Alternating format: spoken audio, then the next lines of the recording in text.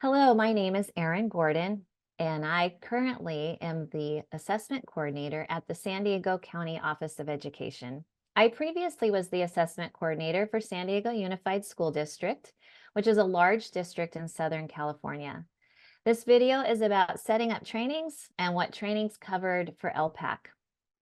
Okay, so San Diego Unified, there are over 175 schools in our district. Some schools had a lot of English learners and other schools only a handful. So we had schools use classroom teachers to administer the ELPAC, while other schools use non-classroom based teachers or EL coordinators to administer the ELPAC.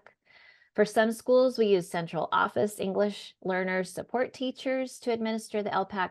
So there was not a one-size-fits-all approach. In a large district, you have to accommodate all the different models that exist and ensure everyone who administers the ELPAC has gone through the required courses and the calibration training.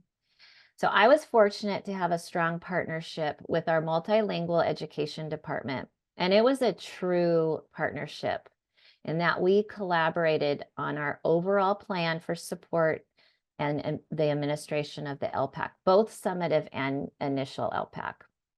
The multilingual education department was responsible for training our test examiners, while my department, assessment services, was responsible for training the site test coordinators.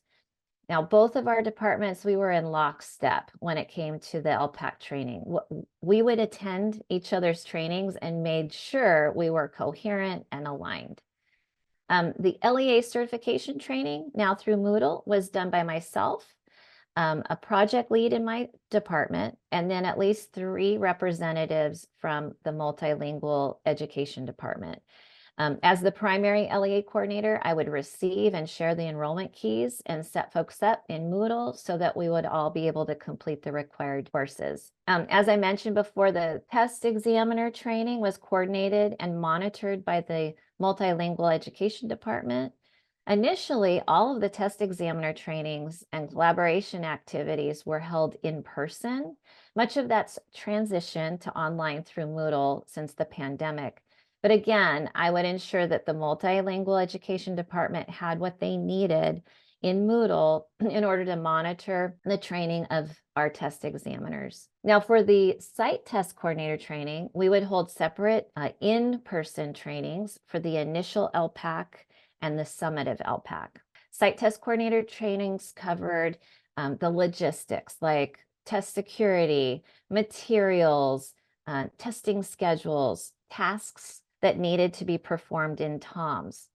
So the initial ELPAC site coordinator training was always in June with makeups in September, while the summative ELPAC training for coordinators was always held in January, right before the testing window opened.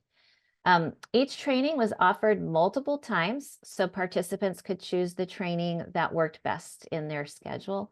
One thing I've learned is that the collaboration with the multilingual education department was essential to provide the best support and training for our sites. What made the partnership so strong is that we had a collective ownership of the ELPAC administration and support plan. I hope you found this information timely and useful. Thanks for watching.